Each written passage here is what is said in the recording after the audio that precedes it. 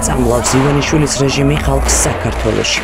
1999 წლის 9 აპრილის სისხლიანი დარბევის შემდეგ ამდენი რაოდენობის გაზი მომიტინგეების წინააღმდეგ არც ერთი ხელისუფლების დროს არ გამოუყენებიათ.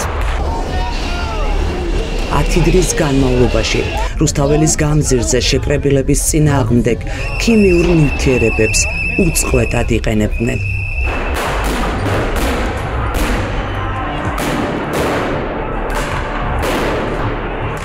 აქციების დროს მომიტინგეების წინააღმდეგ მინიმუმ 4 სხვადასხვა ტიპის გაზის კაფსულა გამოიყენეს. შაბათის გუნდმა შეაგროვა ხალხის მისამართით გასროლილი კაფსულები. 4-დან 3-ს არანაირი მაიდენტიფიცირებელი ნიშანი არ აქვს, თუმცა თუ აქციის მონაწილეების მონათხრობს დავეყრდნობით, ეს არსენალი ხალხის წინააღმდეგ პირველად გამოიყენეს, რადგან რუსული კანონის საწინააღმდეგო აქციებზე 2023 წელს სპეცრაზმი გაზის სხვა ტყვიებს ისროდა. ეს არის სპეციალური საშუალებების გამოყენება ყველა საერთაშორისო სტანდარტის დარღვევით. მათ შორის საერთოდ რა თქმა უნდა ძალის გამოყენების საფუძველი არ არსებობდა, როდესაც შინაგან საქმეთა სამინისტრო იწყებდა ძალის გამოყენებას, იმიტომ რომ აქცია ატარებდა მშვიდობიან ხასიათს და მშვიდობიანი აქციის დაშლა საერთოდ აკრძალულია. გარდა ამისა, სპეციალური საშუალებები, რომელიც გამოიყენებოდა იმ ინტენსივობით და იმ ფორმებით, რომელიც ადამიანისთვის უფრო მეტი ზიანის მომტანი შეიძლება იყოს. ეს ეხება როგორც ციცაკის სპრეის, რომელიც პირდაპირ სახის არეში იყო გაგზავნილი, ასევე გაზის კაფსულების გადაყრის ტრაექტორიას, მის აი ამ გამოყენების პირობებს, რომ რაც შეიძლება მეტად დაზიანებული იყვნენ ადამიანები. შინაგან საქმეთა სამინისტრო ამ დრომდე მალავს იმ ცხელმსადენი გაზის შემადგენლობას, რომელსაც მომიტინგეების წინააღმდეგ იყენებდა. ცხელმსადენი გაზი სხვადასხვა ქვეყანაში მიტინგების დასაშლელად გამოიყენება, თუმცა საქართველოში ივანიშვილის რეჟიმმა მომწამლავი გაზი ხალხის წინააღმდეგ 10 დღე ზედიზედ დიდი რაოდენობით გამოიყენა. ეს არის პირდაპირ მიმართული, რაც შეიძლება მეტი ზიანი მიაყენო ადამიანის ჯანმრთელობაში. ეს არის სიკვდილთან თამაში. შინაგან საქმეთა სამინისტროს განსაკუთრებულ დავალებათა დეპარტამენტის თანამშრომლებმა სპეცსაშუალებების უსაფრთხოდ გამოყენების ყველა წესი დაარღვიეს. ქუჩაში ხალხის დასარბევად გამოყვანილები ცხელმსადენ გაზს, ქიმიური ნაერთით გაჯერებულ წყლის ჭავლს და ციცაკის სპრეის ერთდროულად იყენებდნენ. სპეცრაზმელები მშვიდობიანი მომიტინგეების წინააღმდეგ გაზის კაფსულებს დიდი რაოდენობით ისეთ ადგილებში ისროდნენ, სადაც ადამიანთა ჯგუფი მჭიდროდ იდგა. შედეგი შესაძლოა სასიკვდილო ყოფილიყო. ხდება ამ ორი საშუალების, ხო, წყლის ჭავლისა და ამ ნივთიერებების შერევა. ეს არის გამიზნური მასიური დაზიანებისათვის ამ ხალხის და არა იმ მიზნით, რომლისთვისაც არის ეს საშუალებები, ასე ვთქვათ, შემუშავებული, რომ მოხდეს დაშლა. ამ შემთხვევაში საქმე გვაქვს, რომ მიზანმიმართული დაზიანებაზე გვაქვს პირდაპირ სახეში შეფრქვევა სამედიცინო კუთხით ასე კვალიფიცირდება ადამიანობის წინააღმდეგ ჩადენილი დანაშაული. ცხელმსადენი გაზი ადამიანის ჯანმრთელობაზე ზემოქმედების მძიმე შედეგებიდან გამომდინარე მხოლოდ ფართო მასშტაბიანი ძალადობის შესაჩერებლად გამოიყენება. აქციის მონაწილეთა დაშლის დროს პოლიციურ ძალებს ქიმიური ნივთიერებების დამიზნებით ახლო მანძილიდან ცალკეულ ადამიანებზე შეფრქვევა ეკრძალებათ. გაზის კაფსულების გამოყენება დაუშვებელია აქციებზე, საიდანაც ხალხი გაქცევას ვერ შეძლებს. საერთაშორისო სახელმწიფო დოკუმენტებით გაზის გამოყენებით დაშლისას საპოლიციო ძალებმა ამინდის გაუარესებაც კი უნდა გაითვალისწინონ, რადგან ქარი და წვიმა ქიმიური ნივთიერებების ზემოქმედების ინტენსივობას ზრდის. ყველაზე საგანგაშო არის ამ ყველაფერთან ერთად ის, რომ რამდენიმე საშუალების ერთდროული გამოყენება ხდებოდა, მათ შორის წყლის ჭავლში გარკვეული ნივთიერების, ქიმიური ნივთიერების შერევასთან დაკავშირებით არსებობს ბევრი ინფორმაცია და ამასთან დაკავშირებით ჩვენ თავიდანვე, როგორც კი ეს პრაქტიკა დადგინდა, რომ იყენებდა ამას შინაგან საქმეთა სამინისტრო, საჯაროდ მოუწოდეთ მათ, რომ გაესაჯაროებინათ ის ნივთიერება, ის ინფორმაცია, რომელიც ამ ნივთიერებასთან დაკავშირებით მედიკოსებს მიაწვდიდა ინფორმაციას, კონკრეტულად რა ნივთიერება რომ შესაბამისი მკურნალობის დანიშვნა დაზარალებული ადამიანებისთვის ყოფილიყო უფრო მარტივი. ეს არის ის დანაშაულები, რომლებიც თავისი მასშტაბით უტოლდება დანაშაულს ადამიანურობის წინააღმდეგ, ხოლო ეს დანაშაული ექვემდებარება ჰააგის სასამართლოს განსჯად საქმეებს. შინაგან საქმეთა სამინისტრო არ ამხელს აქციაზე გამოყენებული სპეციალური საშუალებების სახეობებსა და ქიმიური ნივთიერებების ტიპებს. საერთაშორისო წყაროებში კი მათ შორის CDS-ის ოფიციალურ ვებგვერდზე ჩამოთვლილია ის ქიმიური ნივთიერებები, რომლებიც ცხენოსადენი გაზისა და წიწაკის სპრეის შემადგენლობაში შეიძლება შედიოდეს. CN, CS, CA და OIC გაზი. ამ ნივთიერებებს ტოქსიკურობის სხვადასხვა ხარისხი აქვს და ადამიანებზეც სხვადასხვანაირად მოქმედებს. ზიანის სიმძიმე გამოყენების ხანგრძლივობაზე და მეთოდებზეა დამოკიდებული. ჭარბი რაოდენობით გაზის გაფრქვევა სიბრმავეს, ლორწოვანი გარსის, ხორხის, ფილტვების დამწვრობას იწვევს, რაც შეიძლება სასიკვდილო იყოს. თუკი დიდი რაოდენობითაა ის უკვე ჩადის ფილტვებში და ამ შემთხვევაში შეიძლება გამოიწვიოს ფილტვის შეშუპება, რაც ზოგიერთ შემთხვევაში შეიძლება სასიკვდილოც იყოს. შეიძლება დაზიანება გამოიწვიოს თვალის და არა დროებითი, არამედ შეიძლება გამოიწვიოს შემდეგ სიბრმავე, არასწორი გამოყენება აქ პრობლემა და არა ის რომ საერთოდ გამოიყენეს. ხანგრძლივობის, ადგილის თვალსაზრისით და კონცენტრაციის თვალსაზრისით. განსაკუთრებულ დავალებათა დეპარტამენტი მშვიდობიანი აქციის მონაწილეების წინააღმდეგ რეზინის ტყვიებსაც იყენებდა. ამერიკული წარმოების მაღალი სიჩქარის 70 მმ-იანი რეზინის ტყვიები რუსთაველის გამზირზე იყო მიმოფანტული. ეს კადრები 2024 წლის 3 დეკემბერს 3 საათსა და 28 წუთზე რუსთაველის გამზირზე აქციის მონაწილეების დარბევისას არის გადაღებული.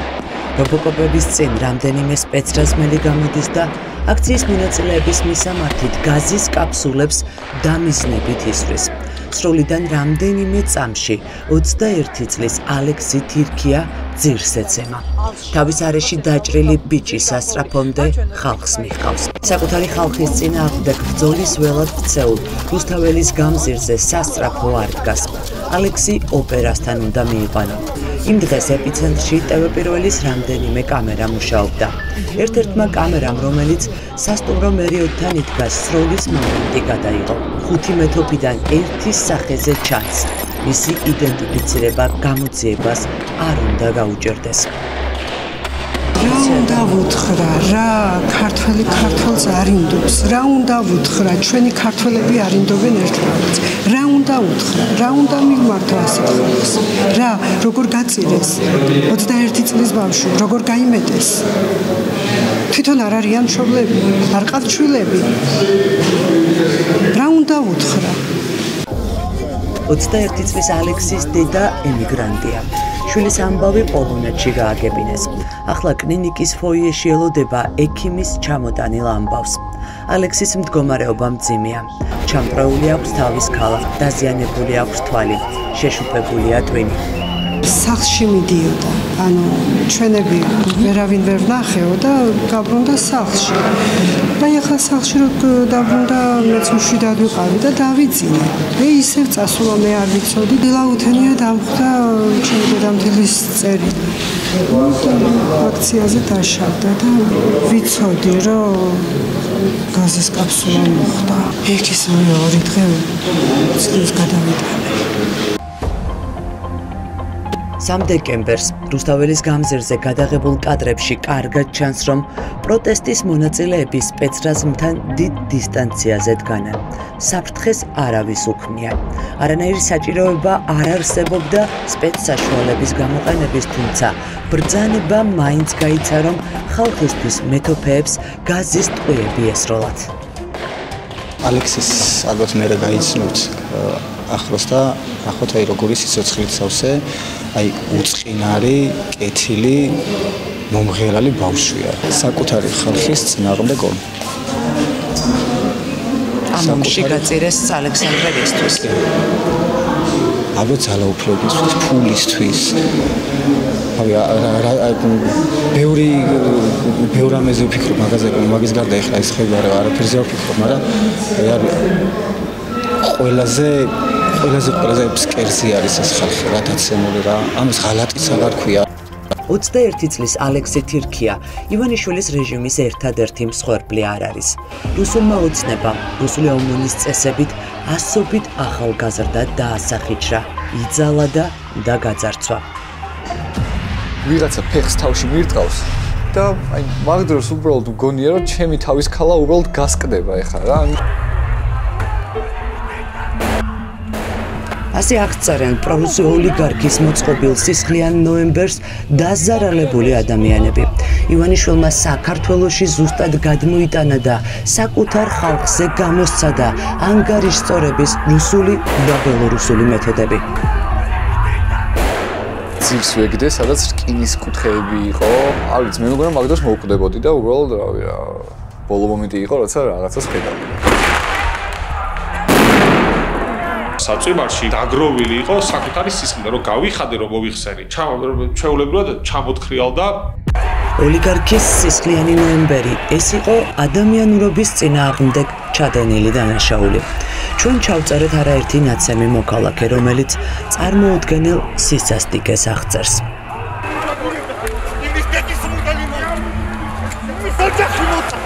მოტეხილობა თვალბუდის რაც მაქვს, ზუსტად მახსოვს ეგ დარტყმა. ეს მქონდა ხელი აფარებული და გვერდინა შემომიტარა იმ სპეცრაზმელმა, რომ თვალზე მომწუდანოდან.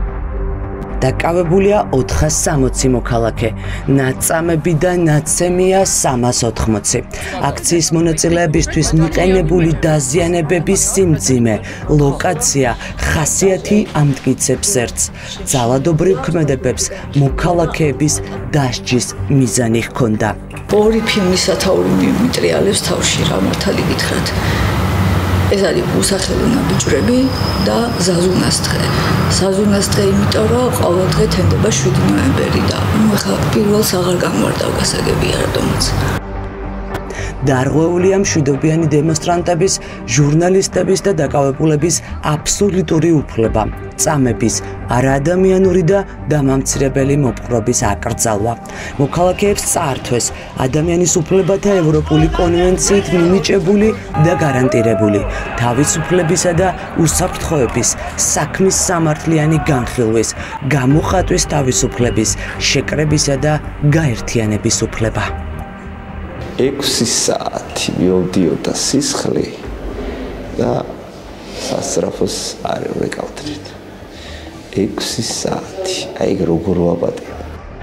სხვადასხვა დროს, სხვადასხვა ადგილას დაკავებული მოქალაქეები პოლიციის მიკროავტობუსებში ცემის დამცირებისა და არაადამიანური მოპყრობის ერთი და იმავე მეთოდებზე ყვებიან. ეს ადასტურებს, რომ ხალხის წამება იყო ზემდგომების ბრძანება და არაერთი კონკრეტული სპეცრაზმელის მიერ უფლება მოსილების გადამეტება. ივანიშვილის რეჟიმის მიერ ადამიანის უფლებათა სისტემური დარღვევების მასშტაბი აღწევს სისხლის სამართლის საერთაშორისო სასამართლოს წესდების მეშვიდე მუხლით გათვალისწინებულ დანაშაულს ადამიანურობის წინააღმდეგ. მინიმუმ 20 წუთი მარტო მინივენში ვიყავი და 20 წუთი გვირტყავდნენ და ნუ რავი რა, ყოველ წამს როცა რაღაც გაჩერდებოდნენ რაღაც 2-3 წუთით და გარეთ გაიხედებოდნენ ან რაღაც სხვა რაღაცაზე გადაქონათ ყურადღება, მე მეგონა რომ მორჩა ეს ყველაფერი წამება და ეხლა რაღაცნაირად გადამიყვანენ სხვა ადგილს.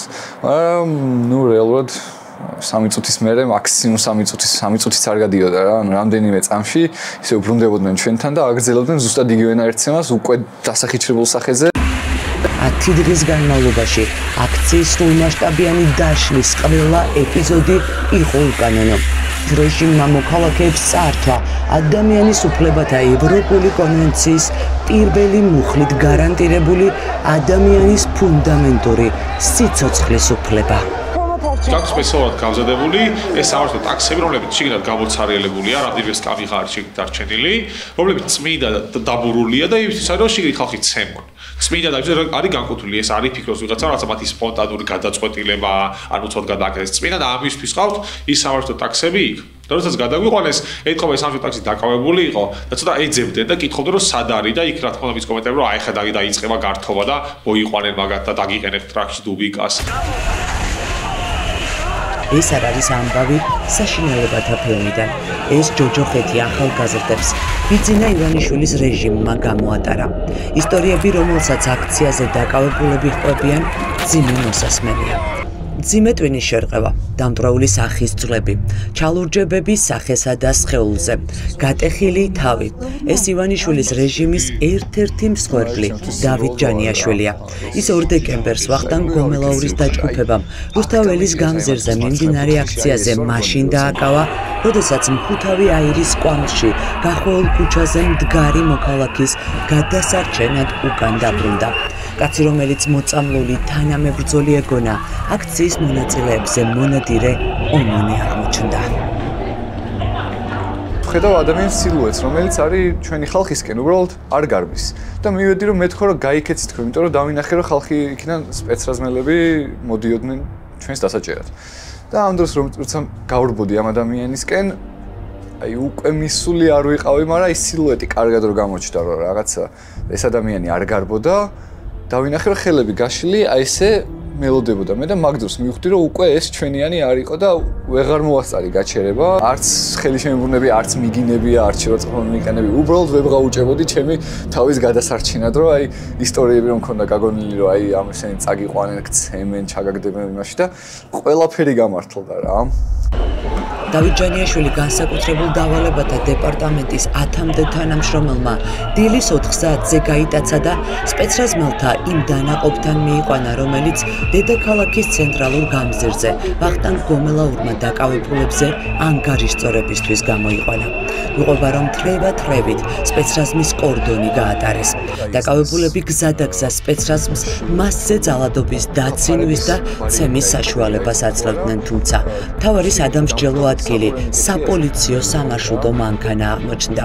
დაკავებულების გადასაყვანად განკუთვნილ ავტომობილში აყვანილ აქციის მონაწილეებს აგინებდნენ, აგლეჯდნენ ტანსაცმელს, სახეში ურტყამდნენ ფეხებს, გაუპატიურებით ემუქრებოდნენ. ერთ კაცს რამდენიმე სპეცრაზმელი ერთდროულად უსწორდებოდა. როდესაც მიკროავტობუსში მყოფი სპეცრაზმელები დაკავებულების ცემით იღლებოდნენ, მათ სხვა დაჯგუფება ცვლიდა. მიზანი აქციის მონაწილის გატეხვა და დაშინება იყო.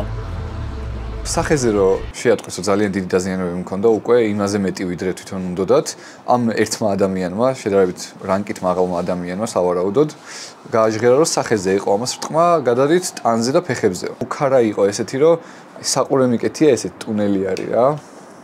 ესეთი და აქ შავი რგოლი იყო. და ეგ რო დაინახეს, ნუ რა თქმა უნდა მითხეს რა პიდარასტი ხარო და რაღაცა საყურიანი პიდარასტია და ანუ ერთმა გააჟღერა რომ აი ხა მოვიტან დანასო. და მაგ ყურებს ჩაგიჭრიო. მე ყველაფერი დავიჯერე მაგ დროს და მგონია რომ აი ველოდები იმ მომენტს რომ ეხა შემოიტან დანას და ჩემს აყურებს ესე ჩამაჭრიან. აქციის მონაწილეების ცემას მეთვალყურე ჰყავდა. ის წყვეტდა როდის უნდა შეეწყვიტა ხარებას დაჯგუფების წევრებს წამების პროცესი. სად უნდა დაერტყათ და ვინ უნდა ყოფილიყო შემდეგი. ნიღმიანი პირი ამოწმებდა საკმარისად დაასახიჭრეს თუ არა მოქალაქე, რომელიც რუსულ რეჟიმს აპროტესტებდა. დავით ჯანიაშვილი გვიყვება, რომ მათ ცემას მხოლოდ მაშინ წყვეტდნენ, როდესაც ახალი მსხვერპლი მოჰყავდათ. აქციის მონაწილეებისგან მოითხოვდნენ ეთქვათ, რომ ქუჩაში გასაპროტესტებლად აღარასდროს გავიდოდნენ. ხან ფეხს წიხლს ჩამარტყავდნენ თავში, ხან ცხვირში, ხან ლოყებში, ანუ აქ მეტყობა კიდეც იმათი, აი არ ვიცი კამერაში ამდენ გამოჩნდება, მაგრამ ხაზები არის, აი ფეხსაცმლის აი ძირზე როგორი ისინიც აქ fetal position რო არის, ესე ვიყავი დაახლოებით მოკუნტული და ვეყუდებოდი ამ მიკროავტობუსის კედელს გვერდზე. და ამ დროს ვიღაც რომელიღაც სპეცრაზმელი მოვიდა და წიხლს მირტყავს პირდაპირ საფეთქელში, აი ამ არეალში. და აი მაგ დროს უკვე მართლა ვიფიქრე რომ რაღაც შემემტრეოდა, ტვინი დამიზიანდებოდა და ეს მართლა ჩემი ბოლო მომენტი იყო.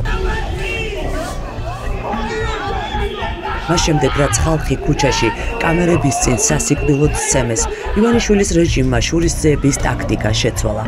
აქციის მონაწილეები ცოცხალ კედლად აღმართულ რობოკოპებამდე ცემის გარეშე მიჰყავდათ. შურისძიებას მაშინ იწყებდნენ, როცა მსხვერპლი რობოკოპების ალყაში ექცეოდა და მათ ვეღარავინ ხედავდა.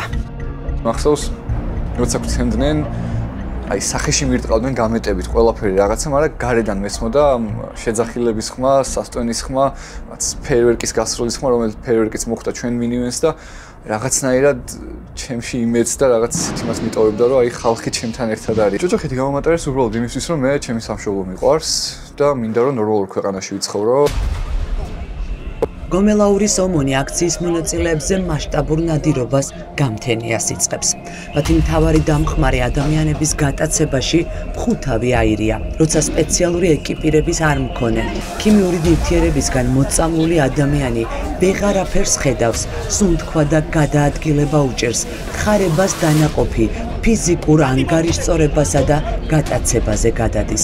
ძალადობენ მაშინაც, როცა დაკავებული წინააღმდეგობას არ უწევს და მიხვება.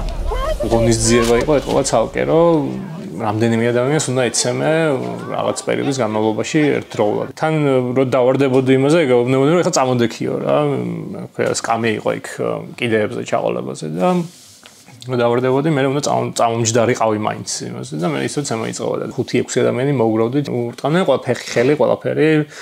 თან ძალიან ირონიული იყო, რომ თანამონდენ სახეში არ დაარტყათ და მაგას არ ვიცი რატომ ამბობდნენ, იმიტომ რომ ძირითადად სახეში გვირტყავდნენ ყველას და ყველას დაზიანება ჰქონდა სახეში. მე მგონია რომ ხელები რო ჰქონდა აფარებული და ამბობდნენ რომ სახეში არ დაარტყათ, უნდა რომ ჩამოგვეწია და მე კარგად მოვხვედრო და ივანიშვილს და გომელაურს ხალხის წამების სქემა საგანგებოდ ჰქონდათ მოფიქრებული. დაკავებულებს მიკროავტობუსებში სცემდნენ, რომ ვინმეს ქუჩაში მყოფს, შემთხვევით არ გადაიღო. სავარცხლები ამოცლილი იყო, რომ სპეცრაზმელებს მინივენის შიგნით ჰქონოდათ არეალი წამების მოსაწყობად. ხალხის ცემისთვის გამოყოფილი მანქანები რომ არ ყოფნიდათ, ხელშეკრულ მომიტინგეებს ქუჩაში ალოდინებდნენ, ვიდრე ერთი მოქალაქის ცემა არ დასრულდებოდა.